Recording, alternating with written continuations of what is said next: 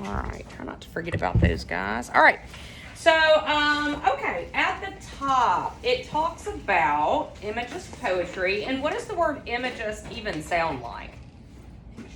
Yeah, image. I mean, and that's exactly what this is. It's a pretty short poem that takes out like all the extra stuff and leaves you with a stark, clear image. And I guess the point is not just to create the image, but to have an image that brings about some kind of like emotion or feeling. Okay? So just kind of reading along, and I'm going to get you to highlight a couple of things.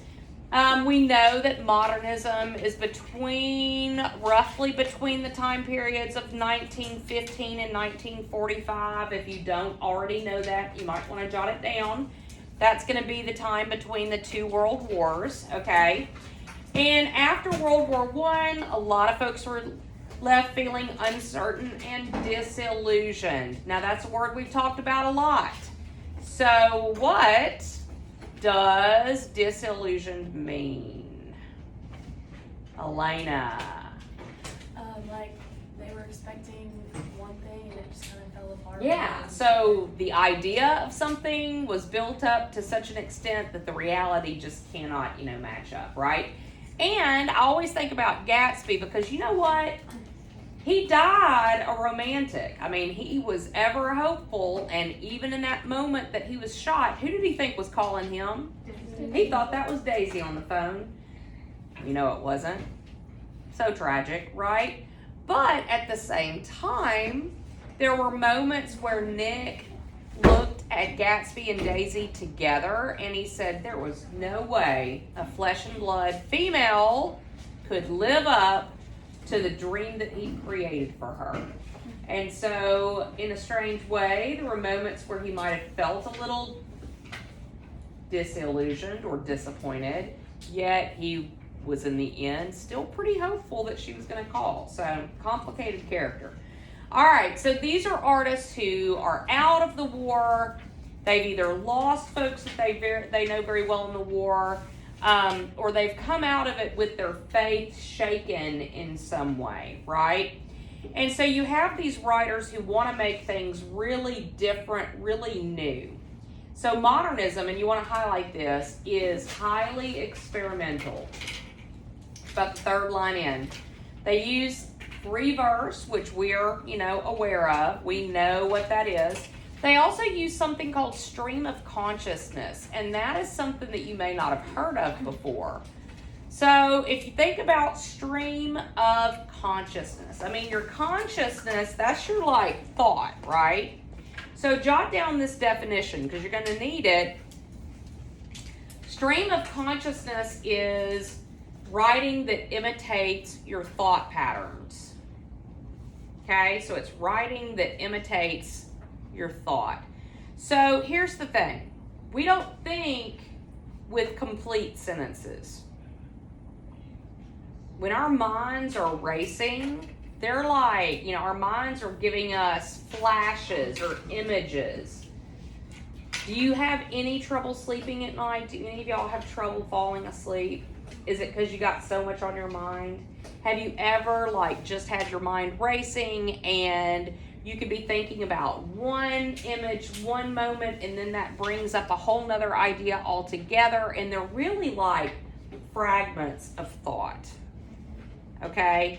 Well, stream of consciousness, when you find that on paper, it looks like fragments of thought, but there's some link that's pulling them all together, some thread that kind of pulls them all under the same theme or topic or whatnot.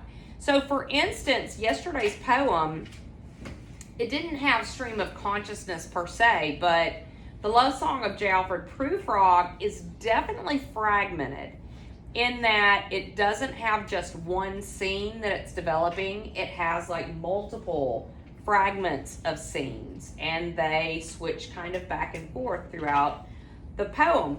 So that's what these modern poets were trying to do. They were trying to imitate life. They saw the world as broken, so these poets are often giving their writing to us in fragmented or broken scenes, okay? All right, so the last line on here that you also want to highlight is to reflect the fragmentation, that's the brokenness of the world. Modern poets often constructed poems out of fragments, omitting exposition, transition, resolutions, and explanations. So a lot of times what you're left with is the kernel of the image, okay?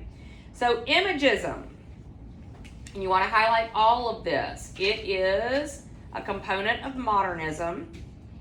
It was led by American poet Ezra Pound. And these poems, again, are very short and they create sharp, exact, concentrated pictures, okay? So Ezra Pound, he was one of the ones that we saw in the documentary the other day. He is an expatriate and he's buddies with Faulkner. We haven't gotten a chance to read him. Ernest Hemingway, Fitzgerald. He's very influential, and the opening line of his bio is really important, so mark this. He said that for modern writers, the main thing was to make it new. So again, modernism is very experimental. So their way of making it new was to create these short little poems, and here is one of his, okay? It's 4 lines. And 2 of the lines also act as the title. So, in a station of the metro, the apparition of these faces in the crowd petals on a wet black bough. And that is it. That is all. All right? 4-line poem. So to unpack it, because modern writing often asks a lot of us, okay? So to unpack this little bitty poem, first of all, we gotta make sure we know what all these things are. So what is a metro? Yeah, it's a train station, but it's not just any old train station, right? The metro is what type of train? It's a subway. Yeah. So in Paris, their subway is called the metro. So he's talking about the Paris subway here, okay? So in a station of the metro. So in America, we have the subway in New York. We have the metro in Washington, D.C. It's called the metro there. In London, it's called the tube. In Paris, it's called the metro. And I think in Chicago, I think it's also called the subway in Chicago. Has anybody ever ridden one? All right. Have you ever been on the train and you haven't necessarily stopped at every station? So you're on the train, and as you pass through a station, you see faces, but they're kind of blurred. It's the same thing that would happen if you're in a car and you're looking out of the window at a crowd. Okay? You don't really register the individual faces, right? So I think that's what he's referring to. These crowds with their faces, but the faces are all kind of working together, almost blurred, right? So he calls the faces an apparition. So first off, what is an apparition? It's like a ghost, right? So, okay, is he saying that the faces, the images are kind of blurred, like we said? Or are they lost in some way? Or I think he may even be asking, what did these individual human beings in this crowd mean to us? Because if you've ever been in a huge city or in just a crowd of people and very few around you, you can kind of look around and people watch, but I imagine you probably had that realization that they lead completely separate lives than you. And even though you're laying eyes on them now, you'll probably never see them again. Have y'all ever had that, moment where you're like, wow, I'm surrounded by people, but I know no one, or very few. There's this almost sense of isolation. They're real, and we know in our head that these are real people, but are they real to us, or are they just apparitions? because they really don't have any effect on us, right? They don't know us and we don't know them. So I think there's that question as well. But he calls the faces in a crowd, and this is an implied metaphor, so you might want to jot that down. He calls them petals on a wet black bough. Petals on a wet black bough. So I guess you need to know what a bough is. And a bough is a part of a tree. What is it? It's the branch. That's right. It's the branch. Jot that down. So in the old lullaby, rock-a-bye baby in the treetop, when the wind blows, the cradle will rock. If the bough breaks, the cradle will fall and down will come baby, cradle and all. Man, that's dark. Some of those old, some of the fairy tales and some of the stuff's dark. Anyway, baby's gonna fall, okay? So if the faces are being called petals on a wet black bough, what emotion does a wet black bough bring to mind? I mean, if it's wet, it's probably been raining. Yeah, it's kind of sad. It's kind of sad. So the emotion seems to be sadness here. And I'll take it a step further. I could be wrong, but I've always kind of looked at it like the petals that are on this slick branch. I mean, they're not going to last very long because they're going to get washed away, aren't they? So if he's saying that these faces in the crowd are like those petals on a wet black bough, to me, he's also making a comment on how fragile we are. Now that's a lot to take from a little bitty old 4-line poem. So when we say that these guys rely a lot on the reader, that's what I mean by that, okay? In fact, it's a little bit like Ernest Hemingway, because remember, he wrote using that whole iceberg theory. So what Hemingway gave us was just what? Just the tip, right? And we had to like make all those inferences to figure out the rest. So that is Ezra Pound. But truly, the Imagist writer that's probably the most famous is William Carlos Williams. And I don't think he takes himself quite as seriously as Ezra Pound did. And he liked to pull his images from like common life and such. And so there are two really short poems on the back that I want us to read, okay? And the first one's called The Red Wheelbarrow. So, Haley, why don't you read The Red Wheelbarrow for us? The red wheelbarrow, so much depends upon a red wheelbarrow glazed with rainwater beside the white chickens. Yep. And that is that, right? Okay, so I know what you're thinking. You're like, this is not poetry. I can do this myself. Yeah. Well, you're going to have a chance to in a minute, all right? So if this were the only thing that William Carlos Williams wrote, we would not be studying William Carlos Williams today, okay? But he wrote a body of work, and this is just one of many. But this one, I think, has a bit of a sense of humor because, like, how can you think of white chickens without laughing or, you know, thinking they're funny? Because chickens just are, right? So much depends upon a red wheelbarrow glazed with rainwater beside the white chickens.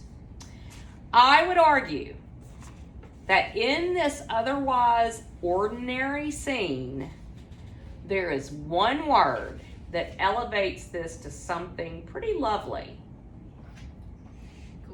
Glazed. Yeah, there's something about that verb, glaze. Actually, is it a verb here or is it a adjective? It's an adjective. Glazed with rainwater. Yeah, that's nice. That's pretty. It makes it, you know, something special, right? So that's kind of cool. And then he's got this other one that is written like a note. So Caitlin, read This Is Just to Say. And you have to include the title, okay? This is just to say, wait, the one on the right? Yep. Okay. I have eaten the plums that were in the icebox and which you were probably saving for breakfast. Forgive me, they were delicious, so sweet and cold. So sweet and so cold. You know, when you have a poem that only has like 15 words, you gotta, you know, you can't drop one, right? So, all right, we got a note that's been, probably left by the old icebox. By the way, they didn't have what we call refrigerators now, right? I mean, they had literal boxes that would have some insulation. And then every day, if you paid for it, you would have the iceman come and bring you a big chunk of ice. Okay? And that was what you kept your perishables in. Thus, ice box. Got it? Okay? Some of y'all might have older relatives that still call your refrigerator an ice box. Yeah. So, we have a note that's been left because somebody ate the plums. And they weren't their plums.